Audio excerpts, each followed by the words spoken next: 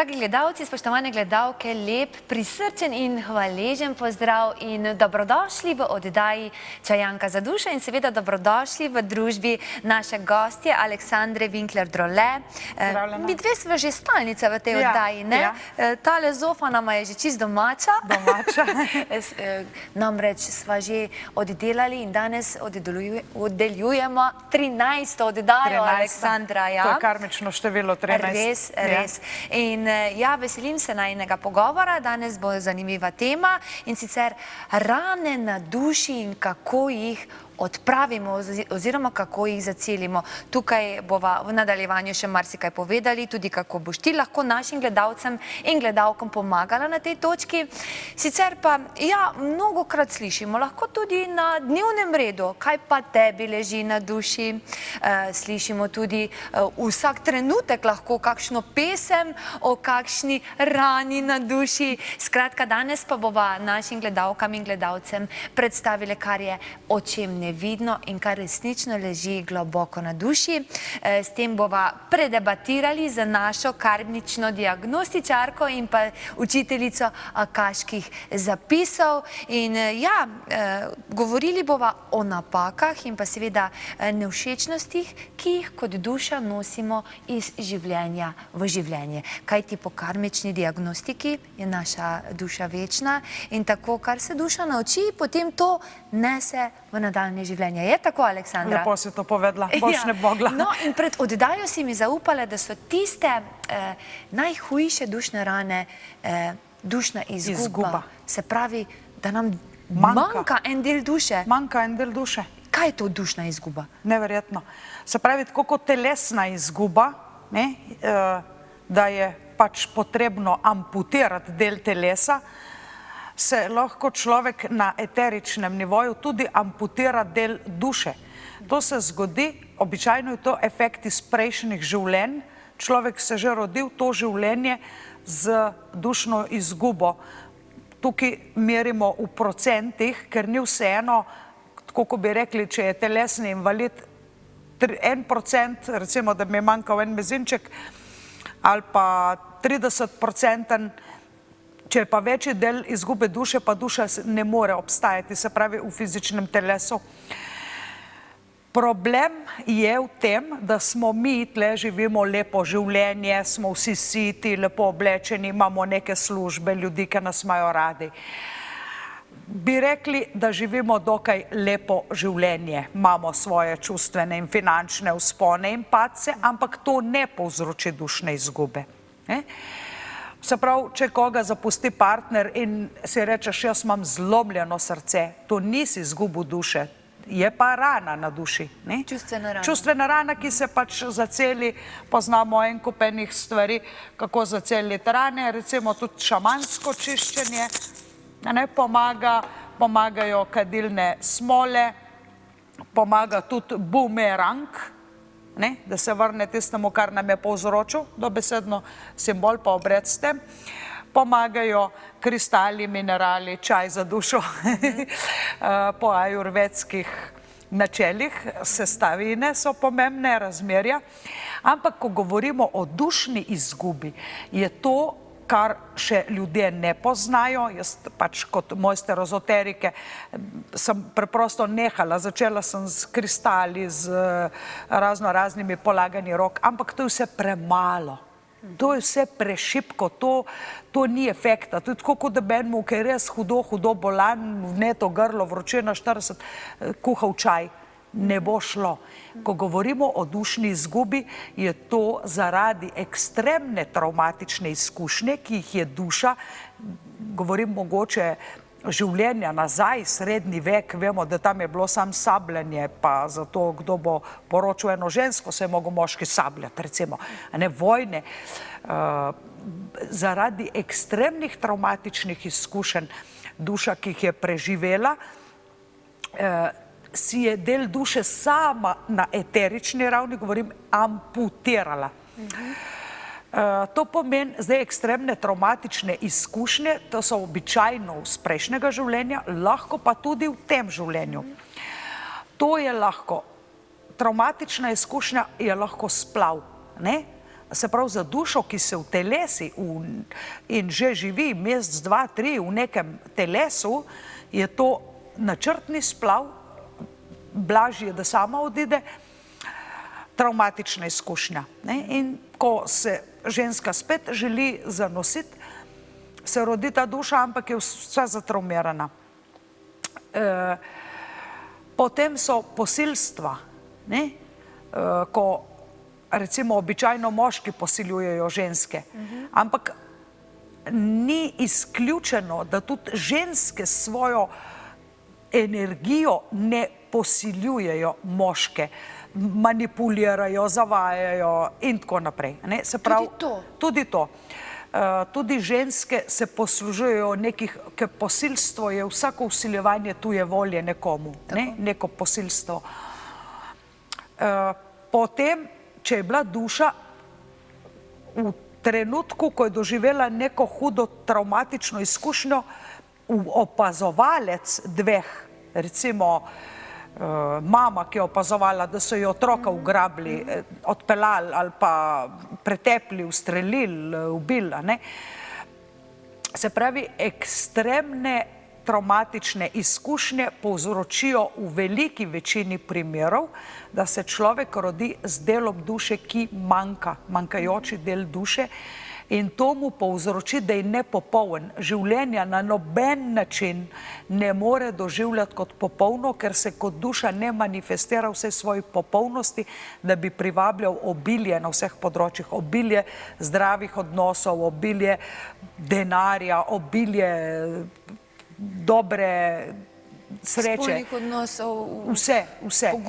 Poguma. Ja. In to se nekako da sanirati, tako da ta duša rabi veliko časa, da se opomore, res veliko časa, in da pač človek si je definitivno, to je približno tako, kot da bi imel trn v prstu in pol prst začne boleti in nekdo si je odrezal prst zato, da ga ne bi bolel. Se pravi, nekdo si zakrije ta traumatični del, recimo spolno zlorabo, na ta način, da odreže. S tem, da je bilo tudi to del njegovega karmičnega vzorca. Se pravi, karma se ponavlja. Enkrat je bil eden posiljevalec z drugemu, v naslednjem življenju je ta drugi unga in tako naprej. In če nihče ne ustavi tega, se kar nadaljuje, jaz tebi, ti meni, jaz tebi, ti meni in milo za drago, zob za zob, in žal je bilo v prejšnjih stoletjih veliko tega. Tako da tukaj jaz zdaj prav nekaj začarati ne morem, lahko osvestim človeka, da ima manjkajoči del duše. Če je večji del duše izgubljen, človek doživlja pač bolezni psihične, rečejo temu avtizem. Se pravi, večja izguba duše, 7 do 15% je lahko že blažja do težja oblika avtizma. In človek out, ni čist ven. Čustveni invalid. Ja, dobesedno tako.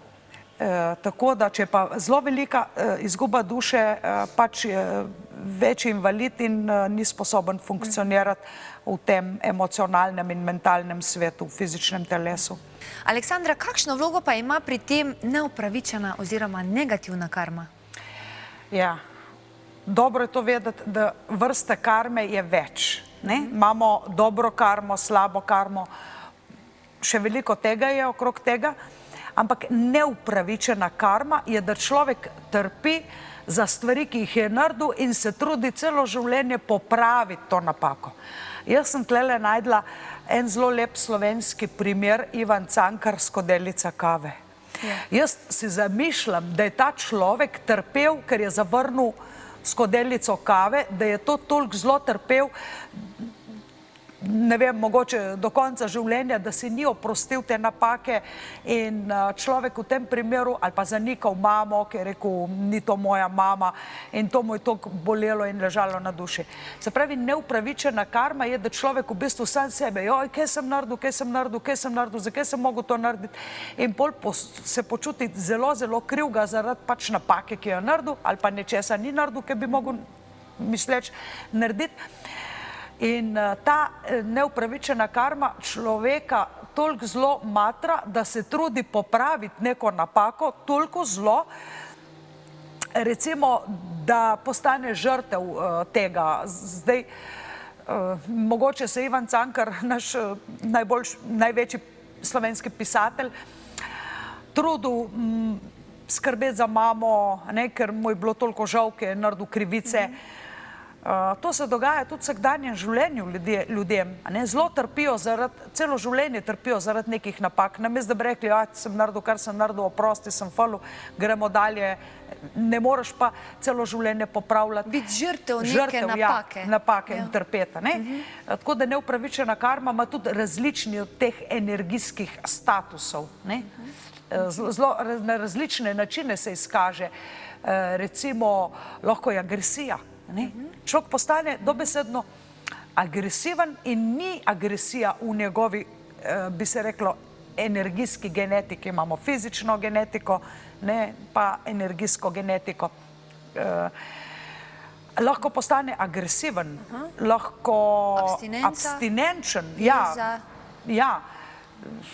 anksiozen, pasiven, občutek outsiderja, ko bi rekla, ne pripadam nikomer,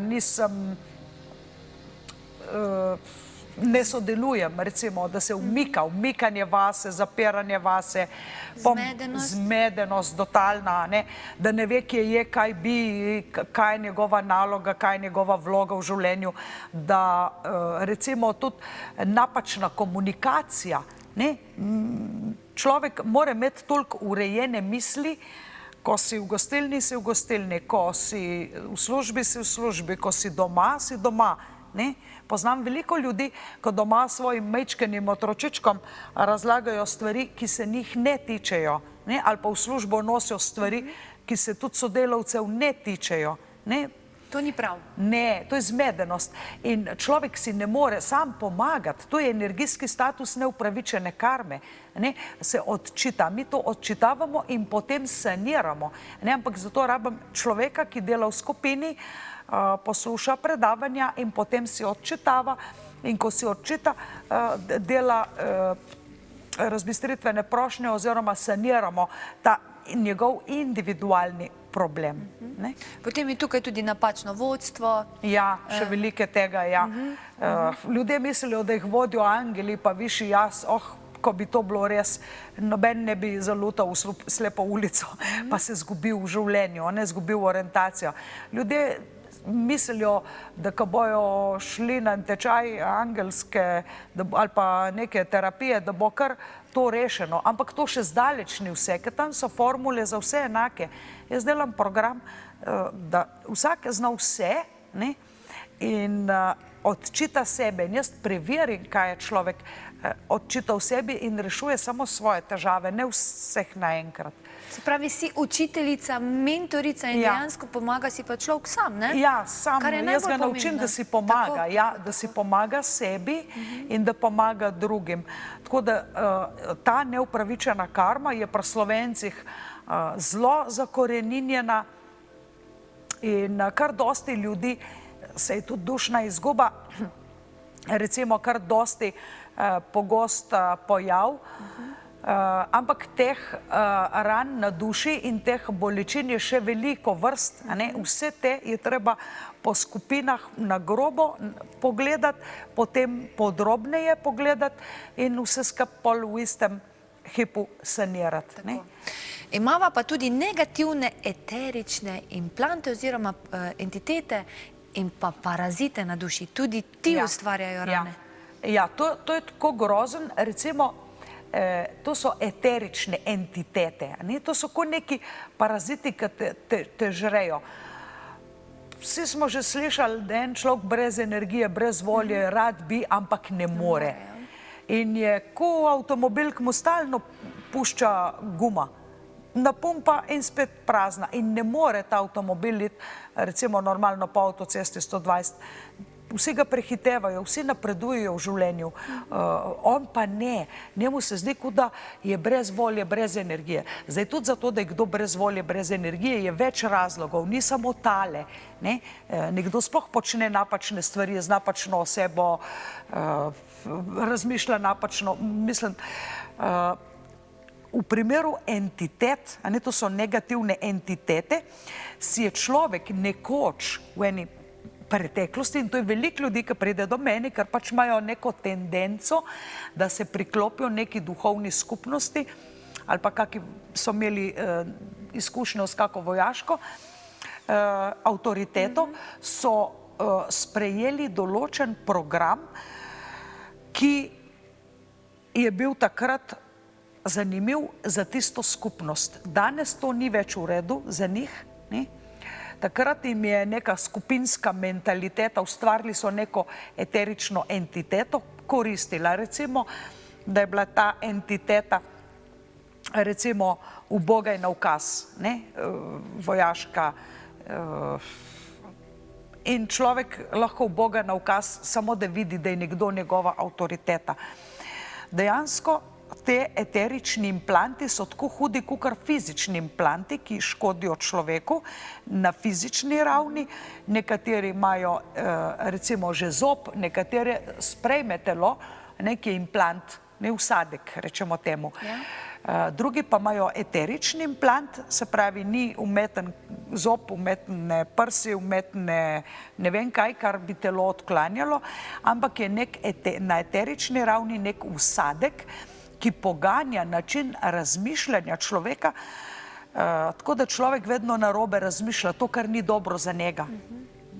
In to je treba odčitati, pregledati, se soočiti s tem in sanirati, odpraviti, da se rešimo za vselej teh eteričnih implantov in to pač ki lahko izvirajo tudi iz preteklih življenj. Ja, večinoma so iz prejšnjih življenj, ker v tem življenju nas nihče ni prisilil v celibat, nismo se preklopili neki verski sekti, večinoma ne, tudi je možno, da je kdo preklopljen na to in da drugi tudi so še, ja, ampak to je bilo v prejšnjih življenjih, v drugih religijah mnogo močneje, kakor je to zdaj nam poznano.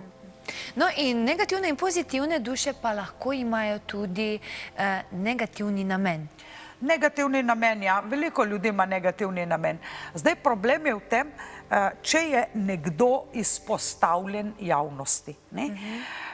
Recimo, če vzamemo leve in desne politike, se pravi, eni imajo negativni namen na druge in drugi na prejšnje. Se pravi, eni grdo govorijo čez druge, druge pa čez tele, zdaj eni bolj govorijo grdo čez druge, kakor drugi čez...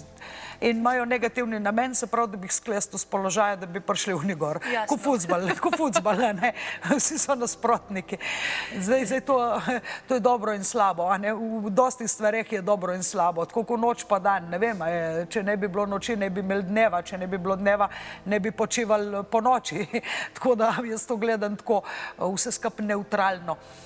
In negativni namen ni, da ti nekdo prvošči, da bi ti krava crkljna, tako kot so včasih za štos rekli, ker je krava pomenila preživetje družine. Ampak je negativni namen takrat, ko se nekoga resnično dotakne. Se pravi, če nisem nič naredila nikomer, lahko ima negativni namen, kolikor če name, recimo, ne da bi bil on najboljši na mojem področju branja kaških zapisov. Lahko ima negativni namen, da bi jaz ne vem kam zginila, da bi on prišel na boljši položaj kot jaz, naprimer, vzamem tako. Lahko ima kolikor če negativnih namenov, mi ne pride do živega. Zato, ker mu ti nisi nič naredila. Se pravi, gre se pa za to, da so ljudje v določenem obdobju naredili nekomu nekaj, resnično, takrat se pa prime seme zla. Se pravi, in dobro in slabo, imamo dobra semena, slaba semena, tako naše misli, morajo pasti na plodna tla, da zrase nekaj iz tega. Tudi negativni namen, če ne pade na neko resnično podlago, ni nič. Tle so že določeni magijski uroki za brez veze. Se pravi, iz čistega egoizma ti nekdo zastavi določen negativni namen, ampak sem probala veliko tega jaz v življenju, videla sem veliko ljudi, sanirala in terapeut sem bila veliko ljudem In na koncu sem očitala, da ni bilo neka magija, da ni bilo nek urok, da ima samo negativni namen na njo in da si je delno tudi človek sam kriv, ker je zabredel v tisto, da je bilo tudi del njegove karme, da ne brede še naprej v težave, če vidi, da ne gre. Da ni negativni namen in to more pasti na plodna tla. Se pravi, nekdo se more dejansko nekaj ušpičiti, da to deluje na njega. Če ne, si varen. Mi smo vedno varni. Mi imamo več plasti aurične zaščite, da smo varni. Mi ne rabimo magijskih kristalov, ne rabimo teorije, ne rabimo posebnih mantr, posebnih kadil, kakor imam tlele posebnih, bi se reklo, rudrakš, bumerangov. Nič od tega, jaz imam tle vse s certifikatom, original, in ne rabimo nič od tega, vkolikor živimo po svoji resnični dušni matrici, smo obvarovani. Kako pa lahko privedemo do situacije omejitve?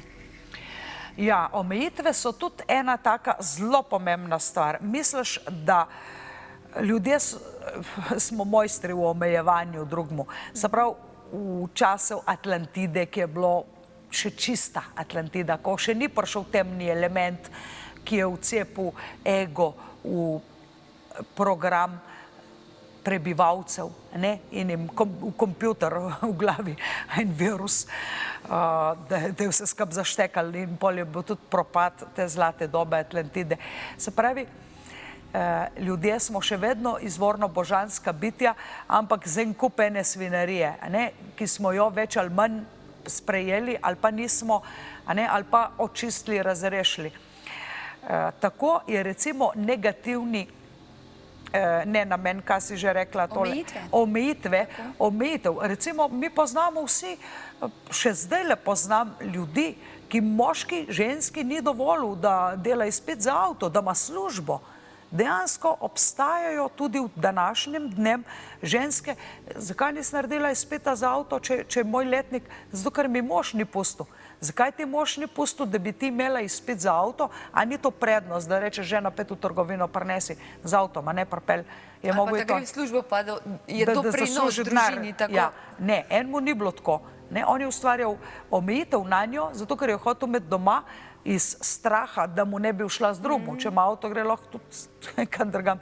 In negativni, recimo tle, še tudi ena izmed mojih učiteljev je sama priznala, da ko se je njen sin upisal na karate v osnovni šoli, je rekla, to pa ne, jaz sem duhovni učitelj, ti ne smeš, to se tepejo, to ni za nas, ti tega ne smeš. In pol je priznala, da je bila to napaka, ker pač moraš otroku pustiti. Sej, tudi če so borilne veščine, mislim, da je to za veliko ljudi, ki jih to privlači, dobro. Ne mislim, da je slabo. Slabo je, če se tepejo po ulici, če se pa pod nadzorom trenirajo, v smislu obrambe. Ne vem, jaz bi to tako odprto sprejela. Sicer moji so tudi trenirali neke borilne veščine, pa so šli pa malo bolj na take bolj soft variante. V glavnem bi jaz to vse sprejela. Se pravi, ustvarjati negativni namen je vsiljevanje svoje volje, to ni dobro zate. Recimo, če si otrok, starš, partner, mož, žena, pravim, da večinoma so moški omejevali ženske, ti ne smeš to, ti moraš biti doma, bom jaz, in pol je bil on ta glavni, od njega je bila odvisna, kar je bilo zelo slabo za oba. Včasih je bilo pa tudi dobro, recimo, da je ostala doma z otroki. Včasih je bilo tudi dobro, kolikor sta se oba dva strinjala in tudi ona. In to ni omejitev. Se pravi, če se zmeniš. Če si zadovoljen, ni niti kompromis, je najboljša možna rešitev. Če je za oba v redu. Kompromis je ono, da ti pol požri dol, pa pol bom jaz, pa naredimo ono te srednjo. Dejansko omejitve si lahko človek ustvarja sam sebi. Koliko ljudi poznam, jaz tega ne morem zaradi tega, ker. In človek najde neverjetno koliko racionalnih razlogov, da nečesa ne more, čeprav ve, da bi to lahko in da bi bilo to celo dobro za njega.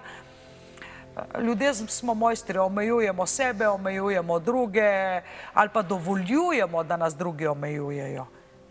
Celo prepušča, recimo, tle sem imela en dober primer, ki je recimo ženska sprejela življenje, se je preselila k svojemu partnerju, ona je bila zelo revne družine, doma je bilo zelo veliko otrok in se je preselila k partnerju, ki je tudi živel v mestu, imela je službo. Ampak tašča ji je dodelila sobo, ki je izgledala bolj kot hodnik kot soba. Ona je pa imela sobo, ko je mogla vsakokrat mimo njune sobe iti. Zdaj pa pomisli, kako se počutiš, da ti tašča hodi sred noči mimo spalnice. Ravno zadovoljna, zagotovo ne, ampak Zelo, ja. to so omejitve. Totalno. Ja, Čisto sigurno. omejuješ zasebnost Tako, nekomu, tako. se vmešavaš v njegovo življenje. Mislim, to, kako so lahko ona dva to sprejela, preživela, prežvečila, dejansko verjetno niso razmišljali, mama je taka, pustimo jo. Recimo, ko je ona pojamrala, da to ni v redu. Ona je taka, se je bilo zmerno tako, zmerno je bila tle moja soba, tam naprej pa njena. Nema, to je moteče. Se pravi, to so omejitve, ki so lahko iz tega življenja ali pa iz prejšnjih življenj, ker je naša duša večna, to bom še velikokrat povedala, ko papiga se slišam. Se zapisi na duši in tudi pomanjkljivosti in tudi prednosti, vse, kar se dobrega in slabega naučiš, tudi slabe stvari preživeš. Neseš naprej. Neseš naprej. Nekaj se razblini, nekaj se samo razbistri tekom življenja, ker nekaj spoznaš, začneš drugače delovati. Recimo, da ne bomo samo govorili, ko so rane na duši in vse te bolečine. Sam, če vidiš, recimo, vsi so gledali film Mozarta, majhen otrok, 5 let, pa je že nekako imel v prstih tisto musko znanje. Se pravi, prenesemo določeno znanje že iz prejšnjih življenj v to življenje. Mozart je čisti primer, kako je prenesel ta glasben talent, rodiš se s talentom, ki ga že več življenj vzgajaš in se te hitro prime.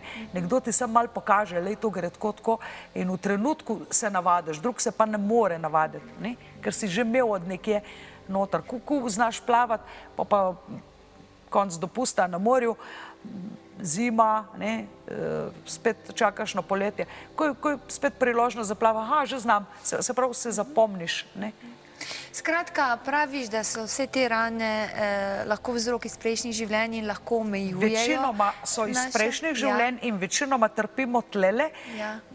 Za vse to pa smo si sami ustvarili nek karmični vzorc, da smo sprejeli. Se pravi, tudi nekdo je mogel iti, sprejel odločitev, da gre v neko versko sekto, ali pa neko vojaško, ker tudi tam narobe govorijo dobro zase, ne govorijo pa dobro za posameznika.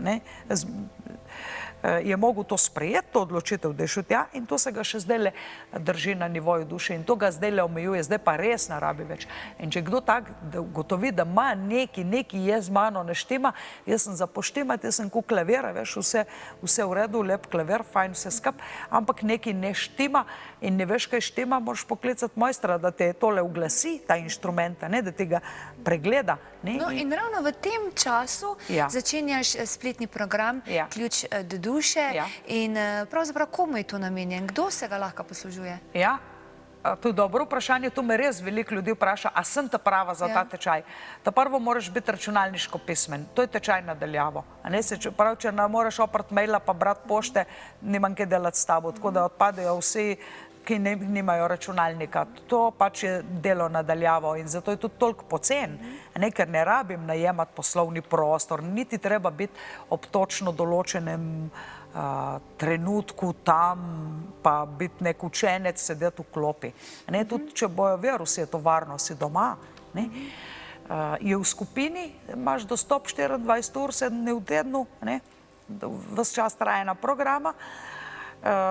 1 na 1 pa pregledujem, se pravi, še zmerom je anonimno, tvoji sošolci ne bojo vedeli, kakšne probleme imaš ti, a veš, kaj manjka tvoji duši, ne bojo rekli, ne pa manjka tole, ne, v te pa manjkajo 3 druge stvari, men pa samo ena. To je poteka v bistvu. Ni ego, pregledujem 1 na 1 in drugi ne vejo, zakaj si gre. ne vejo. Se pravi, tudi pregledi niso javni. Tako bi moglo biti tudi v šoli. Ne rabijo vsi vedeti, da sem cvek dobila, ne vem, sorry, no. A veš, zakaj bi mogli vsi vedeti? Ali pa, da sem dobila 5, zdaj sem pa najboljši človek na svetu. Ker se da vse popraviti, ne? Ja, se da vse popraviti in to delamo skupinsko, online, ključ do duše, dobesedno je to ključ, zato mi je prišla ta beseda, ki odklene dušo, da vidimo sploh, kaj je tam. Moraš pa biti tudi pozitivna duša, se pravi negativnih, samodestruktivnih, droga ne pride v poštev, alkoholiki ne pride v poštev, se pravi kriminalci, prostitutke, to ne pride v poštev. Se pravi, moraš biti pozitivna duša, želeti dobro sebi in drugim. Pač imaš probleme, ko jih ima večina ljudi in imaš voljo 2 do 3 ure na dan predelati snov. Imam 7 različnih dostopov, poznam do akaških zapisov, začnemo z najlažjim, to je z nihalom. Skratka, vse to si lahko pogledajo tudi na www.omgarden.si. Vsi ti podatki so zapisani tudi na ekranu, tako da, drage gledalke in gledalci, lahko si jih pripišete, kasneje malce več preberete tudi na spletni strani. Sicer pa, Aleksandra, to bi bilo za danes vse. Ampak bomo še nadaljevali. Ja, imava pa že temo za prihodnjo oddajo, ko bova govorili o zaobljubah in pa zaprisegah, ki omejujejo pritok obilja v naše življenje. Zopet se nam obeta ena zanimiva tema, zato vas že v tem trenutku vabima v najino družbo v prihodnji oddaji. Sicer pa, ja, hvala lepa za pozornost, Aleksandra, tebi hvala lepa za... Tako prijetno je bilo, veliko novega smo zopet izvedeli, tako da hvala za pozornost in srečno do prihodnjič.